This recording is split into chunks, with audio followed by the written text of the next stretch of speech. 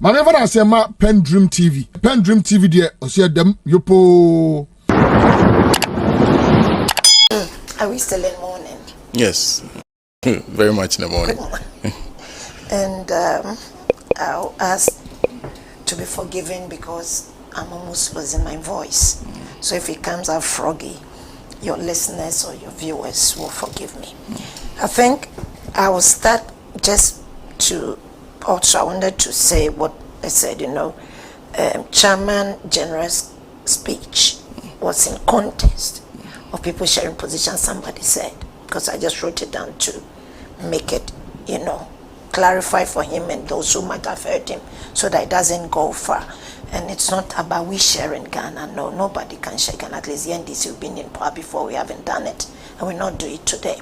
And he said we should wait. It's proverb.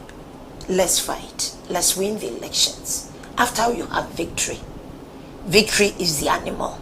Then what you are in your position trying to share in terms of position, that one you can do. So it's not about we saying we are sharing, and I think James one has been cleared already. And Professor Naana Opoku-Agyemang, that is not the first time that we brought her.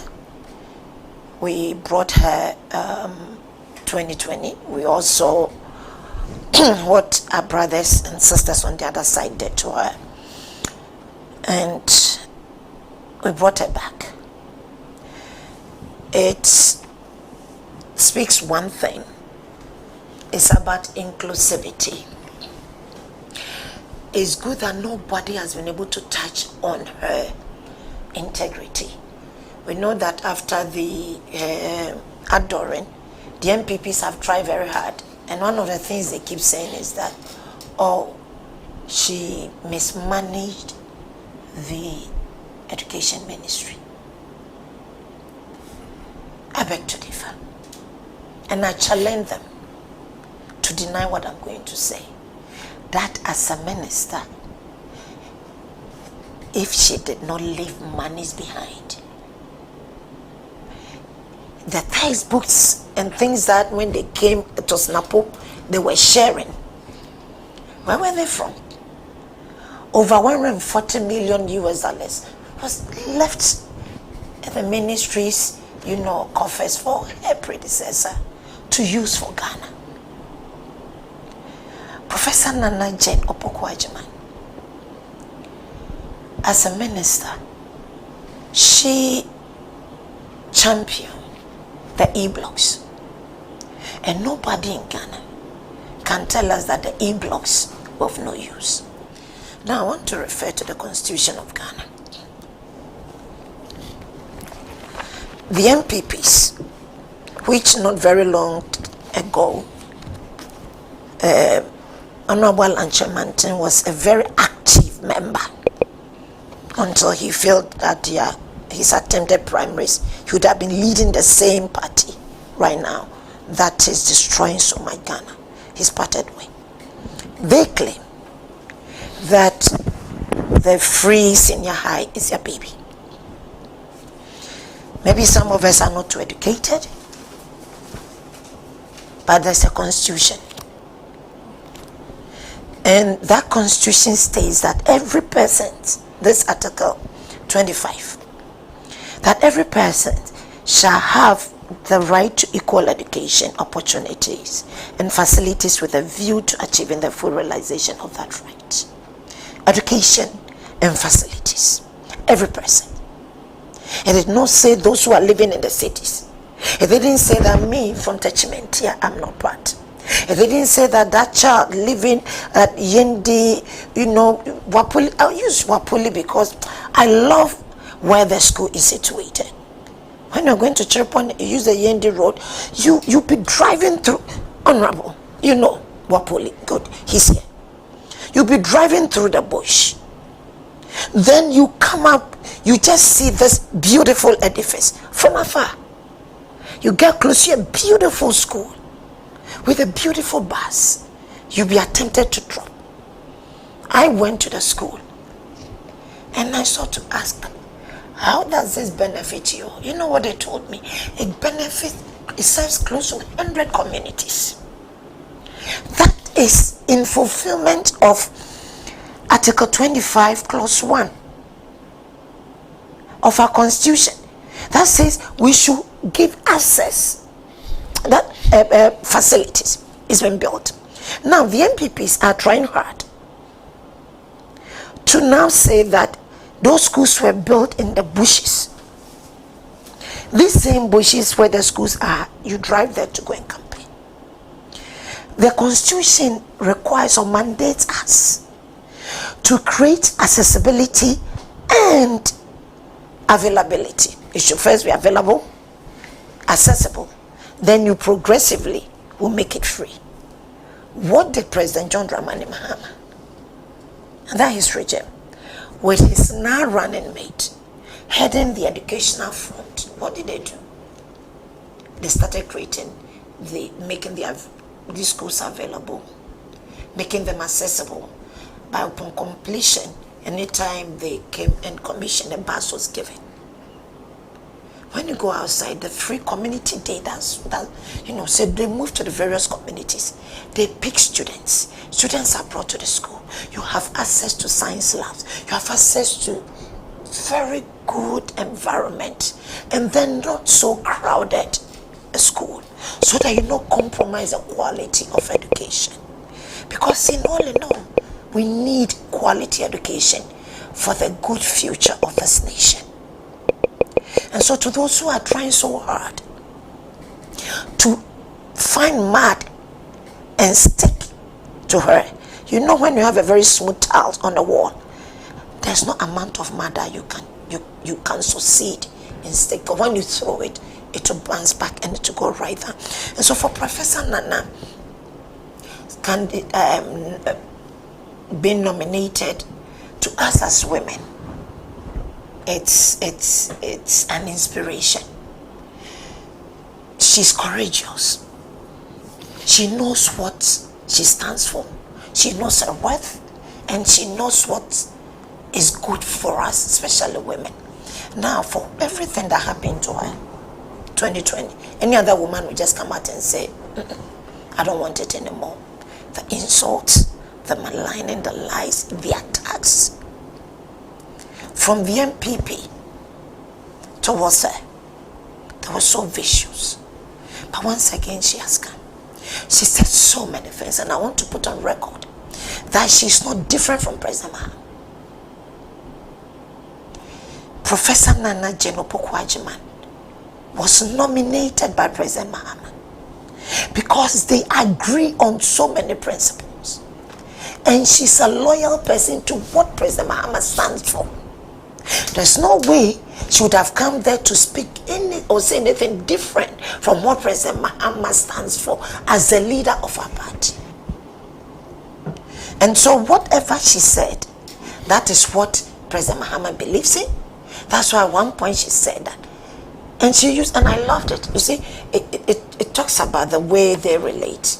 She said, myself and John and I. He didn't say president, he didn't say JDM, he said John and I. It's team play. It's that environment of friendship, cordiality, where they can actually relate.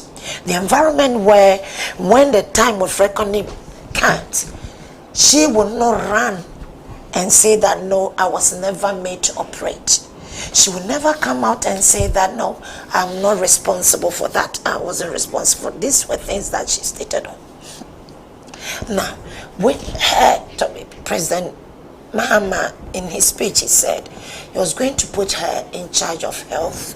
He was going to have an oversight of health, gender. It was health, gender. Then there was a third one. It will come up. It was health and gender. I've forgotten the third one, but it will come up. Now, let me even just come to health and gender. When we talk about gender, it's men and women. But in Ghana, because of the situation that we face, not only in Ghana, even in Africa, anytime we talk about gender, is we tend to look at, and youth, those are the, yeah, gender, that's the youth. And so you tend to look at the women. What has been the history of women in this country? We have very, very good women in our nation. A lot of them. Over the years, we have been relegated to the background. Women are afraid to come forward. Women are afraid to contest. Women are afraid even to take up chief executive officer positions of various firms or institutions in this country. So when you put somebody like Professor Naana, or let's say Prof, at, to have an oversight responsibility of gender, what does that mean to us? The majority of Ghanaians are women. Majority of us are women, yet we are the most deprived ones in our country. If we are farmers, we don't have access to land. If we are business women, we do not have easy access to funds.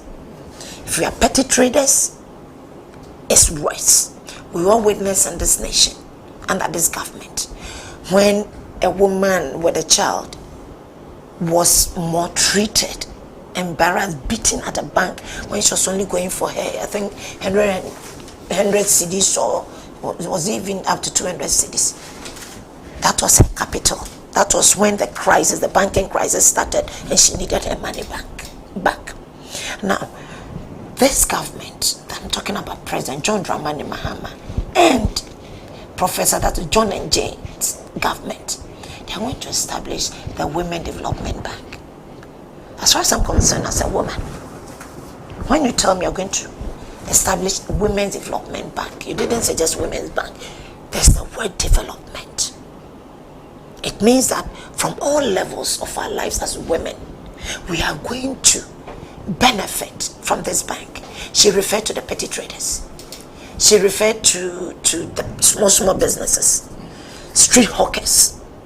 She referred to all women at various sectors. So you can talk about the market women. You can even talk about the farmer. A woman can go to that bank, take a loan, go and invest on her farm.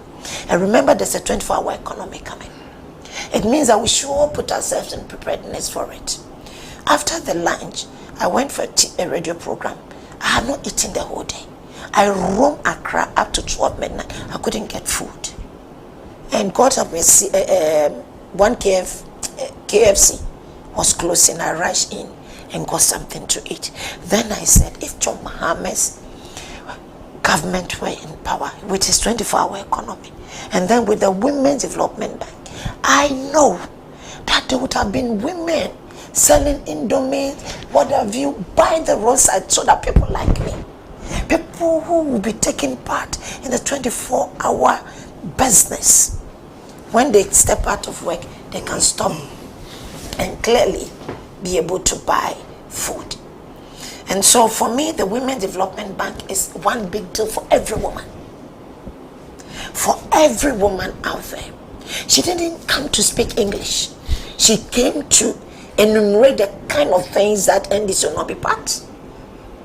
And what you will see in NDC. I mean, for that one, I'll not want to even translate. I will summarize. I will go through them. But even before that, let's look at the very education. It was under this same professor when girls were given scholarships to do science, when girls were being given free sanitary pads. You make certain things very intentional. When teachers were given continuous education, they claimed to say, oh, allowances were abolished. But when we abolished allowances for teacher, trainee, and nurses, what happened to the admission? It shot up from 300 up to 3,000, 5,000, the same school. Aside that, it also abolished the bribery. Go and bribe this person to take you to one big woman or one big man so they can get an admission. It went away. Then student loan was enhanced. That was all. Today, the quota system is back. They are not giving them the allowances anymore. And that same professor, kindergartens were not left out. Improving the teachers and KGs were built across the country. Tried to improve kindergarten. Primary schools were not left out. Teachers were also trained. Junior secondary schools were not left out. Then it came to the senior. Then it went to the tertiary. You see, any visionary leader, you don't start if you are not selfish. If you don't think about just you, me, and I, you not look at only those who can vote for you. You are thinking about the generation. And where do we start? From KG. If we start from KG, we come to primary. Before I get to that free that is even enshrined in our constitution, I would have come through these systems. So if I'm not well prepared, you are going to have a very, very bad academic structure at that level. Now, you don't have tertiary institutions. So let's say you put all students in at the tertiary, senior high. Where do they go to? You have quota system, so nursing training can take maybe only about 300. Where do we go to from there? Now let's talk about sanitary pads. People don't know. Probably people don't see the seriousness of it. Maybe because there's so many voices out there are men. But some women will need about 5 to 7 packets of sanitary pads a month. As research went on and we realized that girls in these are senior high schools, some of them were staying out of school because of lack of sanitary pad. They couldn't just afford, and so they were using unconventional materials, and it made it uncomfortable for them to attend classes. So to prevent the girl child from skipping classes maybe a week in every month, the President John Dramani Mahama's government, with his education minister, the then education minister, then now his running mate, came up with giving free sanitary pad. We're in the same country. When we sat down, that's why I agree with him. Sometimes I tell people that there are things that you just look at them and you know that it should break all political barriers. Break them. Because when girls were being given sanitary pads, they came out, the MPPs came out, and even the floor parliament to say that the then president was going to use it for juju. Today, what do we see? Research has come out. There's a documentary. If you see, you will cry. Sex for sanitary pad. The young girls are sleeping with people they don't desire to. They don't want to. But because they don't want to lose 1 week out of the 1.5 months that this system that they have brought to destroy educational system will keep them in school, so then they will give themselves away against even their will for sanitary pad. Because this government has made it impossible for the girl child, for the women in this country to afford the one thing that we cannot avoid. Look, I'm here, I can choose not to do my hair. I can do sakura.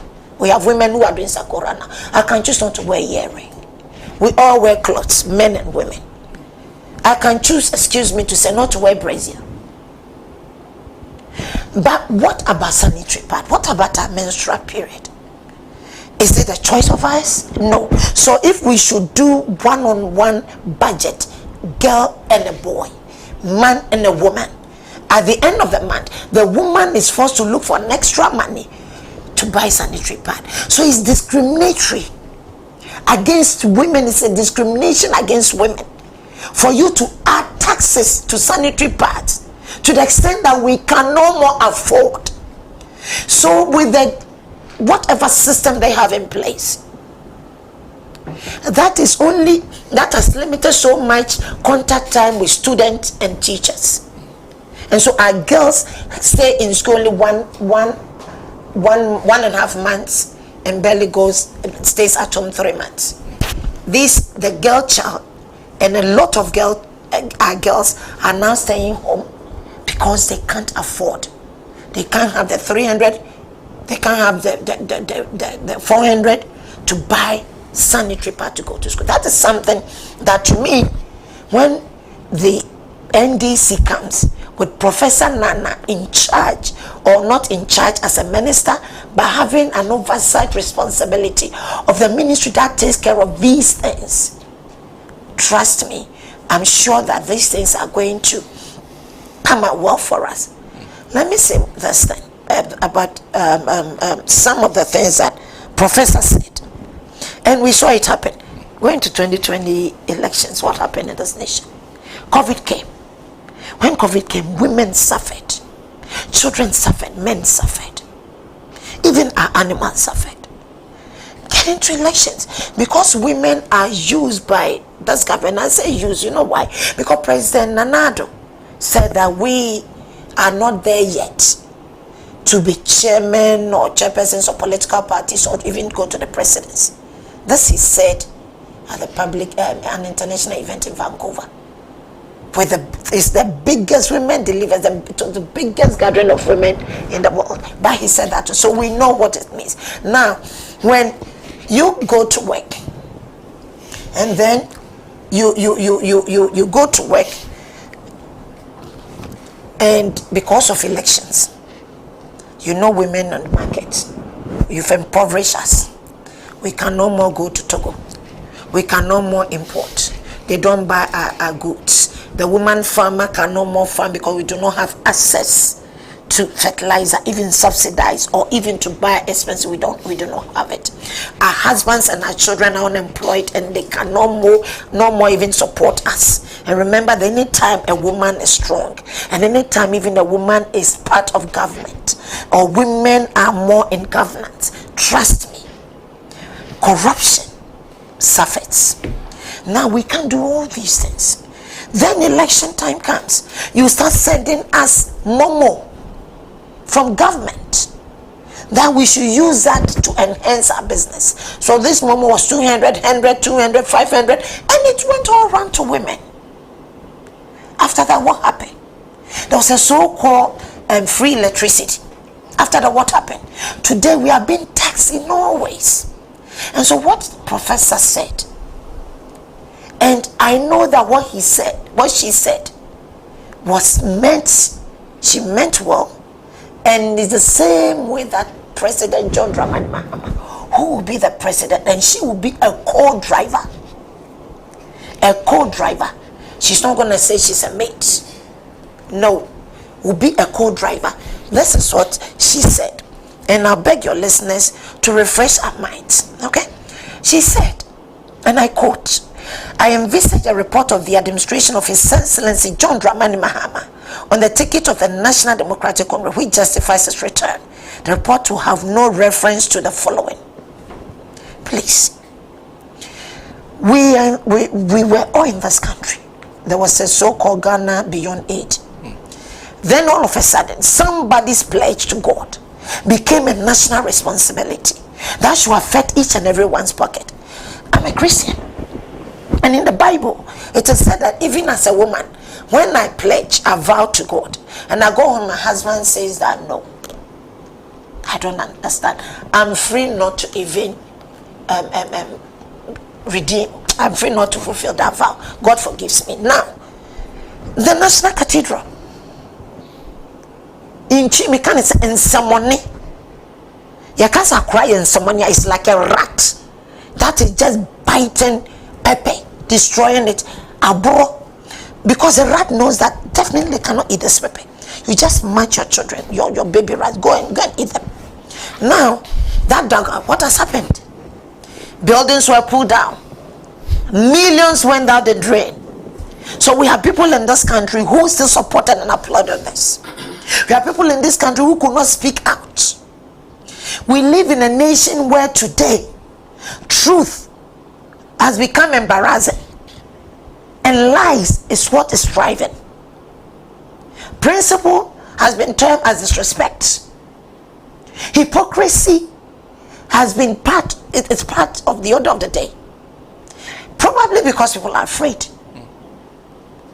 But if you are afraid to say the right thing or do the right thing, then what are we talking about? And excuse me, I'm not just, let's say for me, Bonawananchamantin is a fine gentleman. I always said that if I were him, after I resigned from day one, I would not stay in, fight, and try to even contest on the ticket. Then when I see that the system is against me, I go and speak in different language. A principal person is the one that, if I do not believe in President John Dramani Mahama's principles and the way he does things, there's no way I will be part of his government and get to a certain point, leave, and I will turn criticizing him. No way. Oh, Mami Ameka just said, thank you, sir. I don't believe in what you stand for. I don't believe in your principles. I cannot be part of it. It makes you a citizen, not a political individual. That is a fact. Look, you have to conclude for me. And let me just conclude by just reminding us of some of the things that she said. Okay? That President John Dramani Mahama's government, obviously those who are asking why he's coming back, the things that are affecting us today, that we will have a better free senior high because it was piloted by him in the 40 poorest districts in our nation. It was piloted, it was started by him, and it's been poorly implemented. So that is another one that you spoke about. Electricity, water, in general, the economic management is going to be well handled under President John Dramani Mahama. I'm sure that we will come around again. I want to just pause here so that when I come back, I'll continue with Professor Naana, what I want to say about her more. Thank you. Thank you. Thank you very much. Manever I say ma PENDREAM TV. PENDREAM TV there, osia dem yopo.